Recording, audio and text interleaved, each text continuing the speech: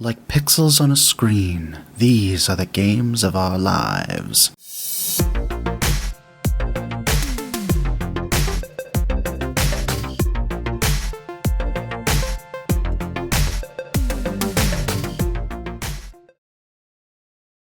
Hello and welcome to another episode of the Games of Our Lives. This is a little bit of an informal one. It's been a busy week and I haven't had much time to put stuff together. So forgive the audio quality and forgive my guest, Mr. Patrick Central. Forgive you.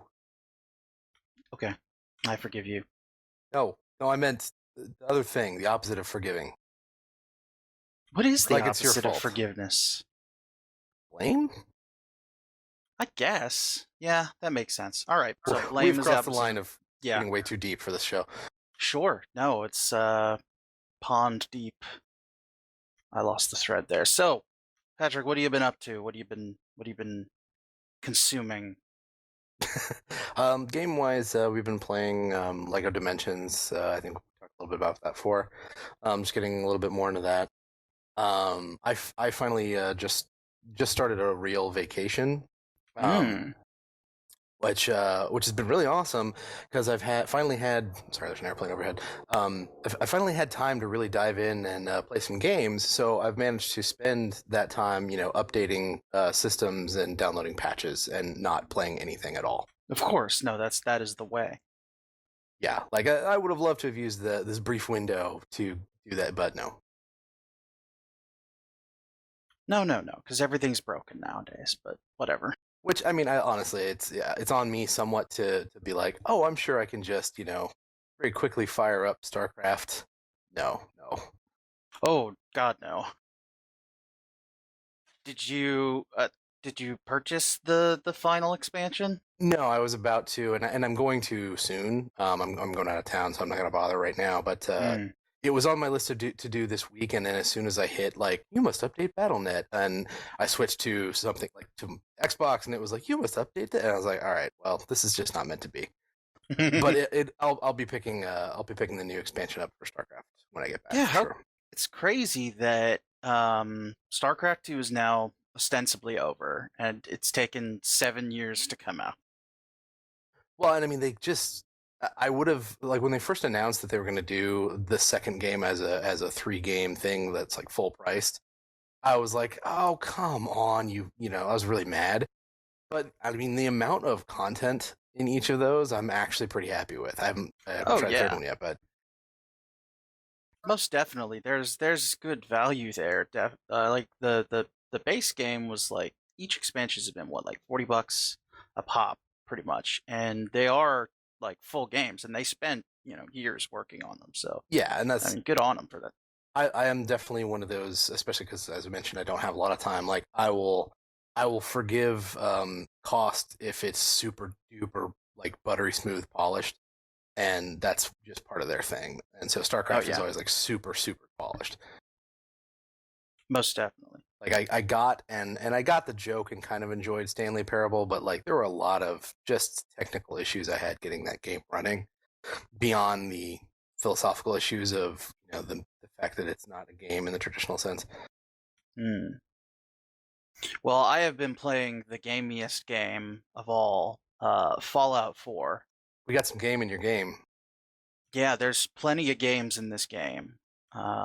Did you get into the Bethesda Fallout slash Elder Scrolls open world games? I played Fallout 3 a little bit. I basically got past the first town, and I found that game extremely frustrating. I mean, Bethesda. I played the old PC like Elder Scrolls games, so like I'm used to their shit is just super broke. That's how it is. But like I don't know, there were some game design problems I had where like I went, I started out the game, I got out of the vault, Liam Neeson was like, all right, go do your thing. And I went out and like I went to totally the wrong place and I was fighting like level 19 stuff, getting my ass handed to me. I had no idea what was going on.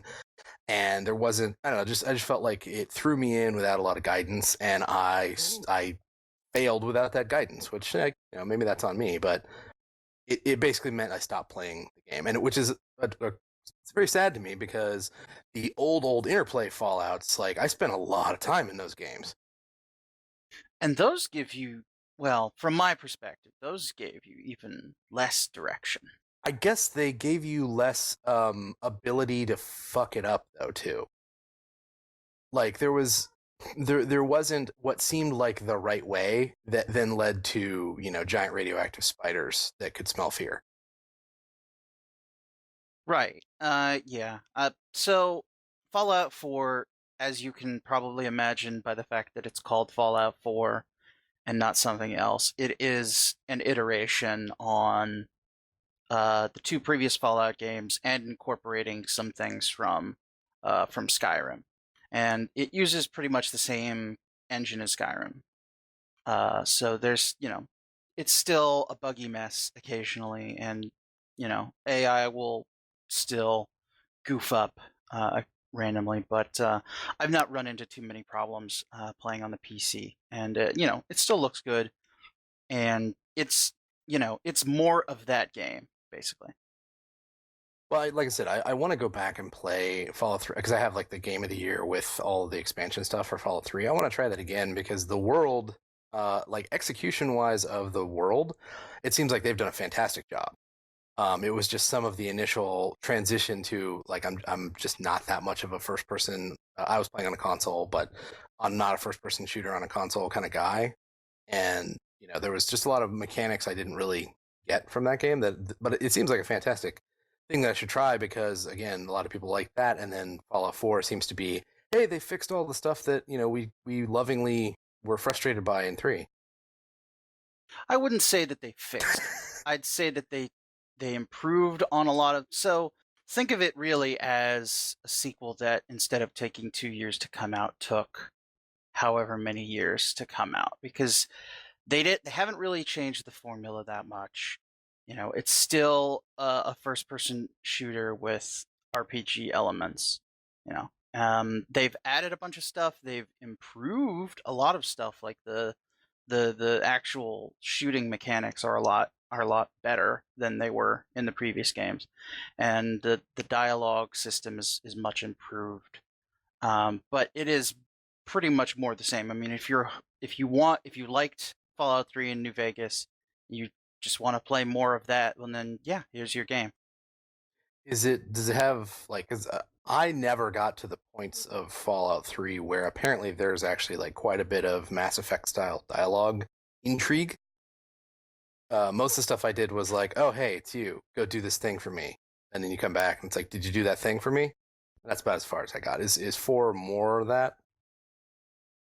There the dialogue there is dialogue system that is I would say very similar to Mass Effect. It's not as certainly not as deep, but it certainly goes a lot deeper than it has in previous games. And you know, it has a companion system and a lot of companions that will react to the dialogue choices that you make and the actions that you take in the world. I think it does. It applies a sort of morality system without actually having a number attached to it, right? So your your actions are judged by the people that you travel with, and the people that you interact with, rather than an arbitrary system in the game. In a way, I might prefer that. I mean, I love Mass Effect, but there are elements of their Paragon Renegade system that are very much like, I don't know, as you say, quantified, numeric, and kind of transactional, where it's like, oh, I can do this because I brought my, Ethics Express with me. I'd racked up enough good points that I can do this other thing, and it's not going to piss off the world. And right, and the problem with having a defined morality system is that if it's binary and the major differences are in the difference between black and white, your dialogue choices are often made before you even see them.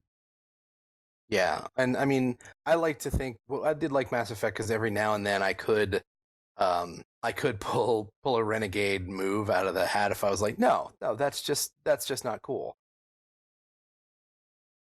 But yeah, I get you. There are certain situations where yeah, your options are, and Mass Effect also. This is something I'm curious about in the Fallout universe. Um, One of the things that frustrated me about dialogue in Mass Effect is that there were a lot of times where the dialogue option you choose says like, I'm not so sure about that. And the response after you select that is Shepard goes like, "Why are you lying?" And it's like, "Whoa, whoa, whoa! That's not what I meant when I selected that option." Well, I have bad news for you. Oh, good. Oftentimes, the dialogue choices are single words that are meant to describe your sentence afterwards. And some of them are particularly bad. So, one of the major themes of Fallout 4, and this is not a spoiler, is sort of the nature of AI and the humanity of AI. And you encounter an AI companion, and when you're talking with them, a lot of the dialogue options are very combative, and they do not indicate that they are such. Like, for instance, the guy says, yes, I, for instance, he doesn't, this is not the exact dialogue, but he says something akin to, yes, I am a synth, and um, one of the choices that you can make is a synth question mark, and if you select that choice, then it says you. It says something akin to "You son of a bitch! How dare you!" That is what I absolutely hated in Mass. Like if I'm fine with like one word, if or one or two words, if they are like adequately preparing me for what I'm actually triggering by that. Like in my prior example, if it had just said like in parentheses "freak out," like I would have been fine with that because I understand what's going to happen if I select that option. Right. My famous example from Mass Effect is when I first played through it. There is I mean, it's an old game. I'm gonna spoil it, but at the end of the game, you have a choice to make about saving a capital ship full of diplomats, and the dialogue choice indicates that if you choose to save them instead of sacrificing them, that you will actually lose the game. That there is a game over state attached to it. So it implies there is, or there actually is. Yeah, when you choose to either close the citadel or have Joker save I forget what the ship is called. Yeah, because I said fuck them. Yeah, and I did too, but the dialogue the choices that you get, one of them indicates that you cannot win if you choose it, and that choice is the saving of them. Interesting. So in reality, if you select that, it does let you complete the game. Right. It's And it's just Joker. Joker flies in and saves the day, and really, the only difference is that the Citadel takes some additional damage in like the plot that travels through the other games is that the Citadel takes a lot of damage and a bunch of civilians got killed. oh, interesting. Because I remember taking no end of shit for in 2 and 3 for choosing to say to hell with the diplomats. I imagine that you would take the same amount of shit, but from different people. Probably. Yeah. I think I'm okay with my choice. Yeah. So Fallout 4, it's more of the same. It's got a bunch of different crafting. So there's like there are a lot of problems with Fallout 4, mostly for new players, people that aren't familiar with Bethesda games. There's not a lot of tutorializing. There's also not necessarily a lot of character building. They really just sort of dump you into the open world and say, it is your oyster. And there's not like the Give a story. brother a shucking tutorial. Come on. Right. The story hooks are very good. This is probably one of the better written Fallout games. Because realistically, they are just skeletons upon which open world tropes are hung. The actual main story here has some depth, and it goes places that are pretty interesting. And some cool scripted stuff happens in the game. With a game this large, you wouldn't necessarily expect for there to be a lot of like random or highly interactive scripted events, but they've worked the technology to the point where they can actually do some fun stuff in the open world that isn't just sneak around, shoot guys, loot stuff. Mm. I know that they released a like a what's it called, Fallout Shelter, like mobile game. Right. is that actually related or just coincidental release timing? I think it was a promotional tool mostly. Gotcha. But what it does do, and this is something that I realized as I was playing the actual game, is that it introduces you to the new mechanic for HP and rads. Which is different than in the previous games. Whereas in the previous games, as you accumulated rads, you got basically debuffs. In this game, it actually reduces your maximum health instead of giving you debuffs. So that was a new Like mechanic. permanently? No, you clearing your rads with medication or through a doctor will open that back up, but instead of Interesting. it's basically like permanent health damage until you get healed. Gotcha. And that mechanic was introduced in Fallout Shelter. Ah. But no, there is no connection between the two. Okay, that's good. Because I actually, one of the reasons I fell off playing Grand Theft Auto 5, which I want to dive back into, is like I got into the stupid dog training app on the mobile device, and it made me so mad that I actually stopped playing the game for a while. That weird. It just That felt is it flipped a switch in me that started to feel like work, and I was like, if I'm feeling like this, I might as well actually be producing something. So I went back to doing real work. sure. All right, so Patrick, we talked about a little bit about StarCraft. Now that now that you're back on a regular schedule, what are you looking forward to? What's on your horizons? I mean, yeah, StarCraft. I really have no idea what else is coming out in the next couple of months. I still have a backlog of old stuff to get through that nobody wants to hear about. Yeah, no, there's a bunch of stuff that is coming up. I know in February we've got XCOM 2, which I'm looking forward to. But mostly with the holiday coming up and be going home for the Thanks gravy, I'm loading up a bunch of smaller games that I can play on my laptop. I think I'm gonna try to play Undertale and Downwell, and I've got the old Fallout games on my GOG account. I might load those up too, since they're not exactly PC intensive. Yeah, probably store all of those install files on like a souvenir flash drive that you got. Right, I think I've got a 256 meg flash drive somewhere that I got in college. You could store an entire virtual machine that could run those games and the games themselves on that drive. Yeah.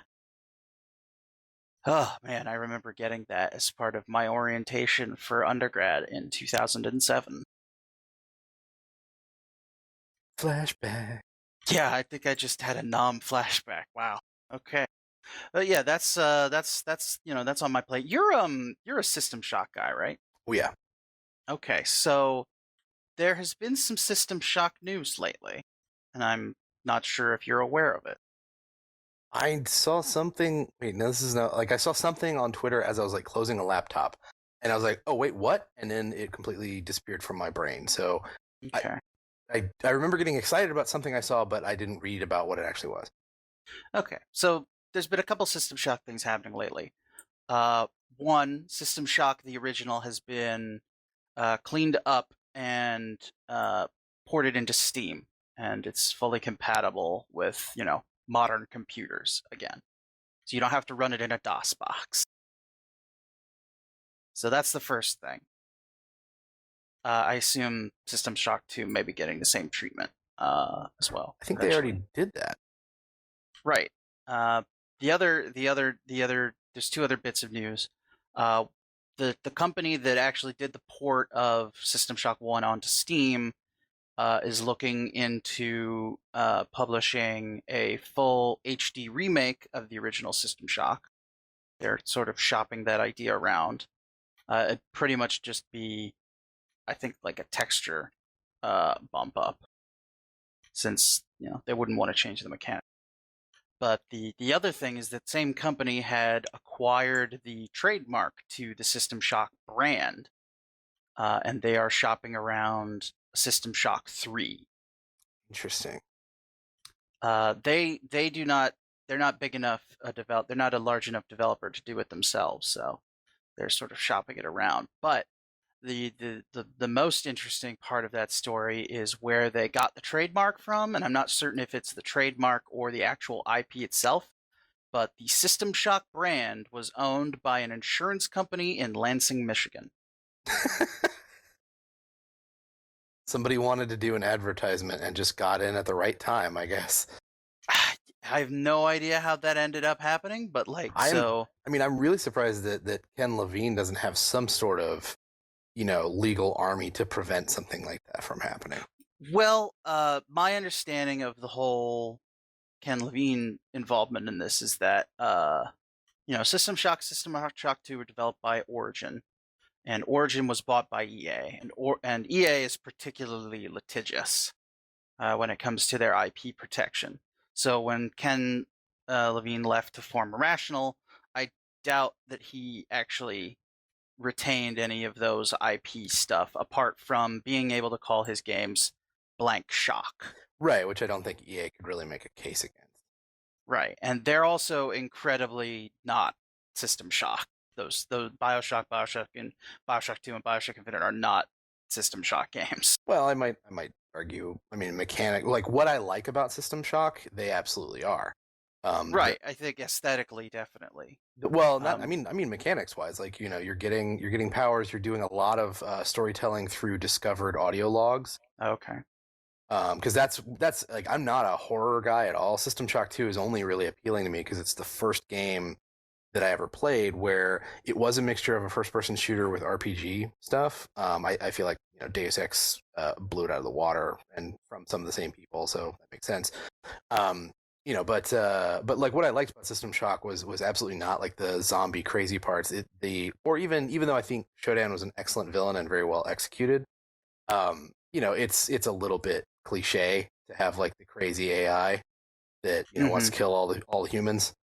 But I think, and the story wise, I think they did a nice job of not having just a flat good guy, bad guy, but there's like a third group that's kind of caught in the middle, and like they're kind of destroying everything, but also you kind of feel bad for them because they didn't really ask for this terrible lot in life, and so it's a lot of that complexity and gameplay mechanics I think do survive in the Bioshock games, which is why I liked those.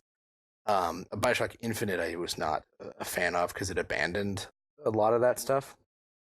But I mean, if you could take Bioshock mechanics, I guess I'll say, back to a more strict sci-fi setting, but not have it be like zombie horror crap like System Shock, like I'd be totally on board. Yeah, so somehow EA, who had the rights to System Shock, it ended up with an insurance company in Michigan. So it's back in appropriate hands, finally. So we'll see where that goes. And I have not actually played either of the System Shocks. Now that they are in playable formats, I may give those a shot. I would say the first one's probably not. I mean, maybe it's worth it that they redo all the polygons and textures and stuff, but mechanics-wise, 2, I think, was much, and story-wise, 2 was much, much better. Yeah, so I think that about covers it. We're entering the final stretch of the holiday season. So a bunch of games are coming out. Rise of the Tomb Raider also came out, but I can't play that until it comes out on PC. I'm really looking forward to that since I really enjoyed the 2007 reboot. No, not 2007, 2013 reboot. I'm seeing ads like crazy for it, but did they ever settle down on whether or not Battlefront was going to allow like humans versus robots play? So there are a couple of modes that you can do solo with bots. I'm not certain how deep they are, but the main thrust of the game is multiplayer. Well, I guess yeah. I mean, for me, I would say argue the same thing is true of Battlefield 1942, but they had a mode that allowed you to be multiplayer, but me and my friends and not the unwashed masses of the internet together versus a bunch of bots. I'm not certain about that. I've not looked into it since I'm not really interested in it. That's honestly like a difference between a hell yes, take my money, and a I could not care less about this. Because if I have to play with people who figured out all the rocket jumping and they want to talk about how my mom is of some ethnicity they don't care for, like it's a non-starter for me. But if I can grab Yeah. like 2 or 3 people I like and play through a bunch of maps with bots, like I am so there. I know there's a co-op string of missions that is 2-player. It's certainly not, if there is a bot mode, I don't think it's as deep / robust / able to take people as the previous Battlefield games were. Ooh. Because I've not heard anything about that stuff. I don't think it's what you want, is what I'm going to say, but I'm not certain. That's a bummer. It is a bummer because the game looks amazing and I'd love to play it. It's just that I have no interest in playing an online only shooter. Right. Which is weird because I like playing Overwatch. I mean, and But I think if I could simply limit the people that I play with, I'm fine with an online only shooter. But I want an extremely aggressive filter that's like just these 4 people. Yeah, that's rough. That's hard to do. Well, I think that's going to do it for us this week. Thank you, Patrick, for being my short notice guest. You're welcome. And we'll see you in a couple of weeks. Well, yeah, no, a couple of weeks. It won't be a holiday, so I will have time to put together an episode. Thank you again. We'll see you later. All right. Thanks, bud. No Now I'm problem. going to get some drink. I'm going to make some taco mix real quick.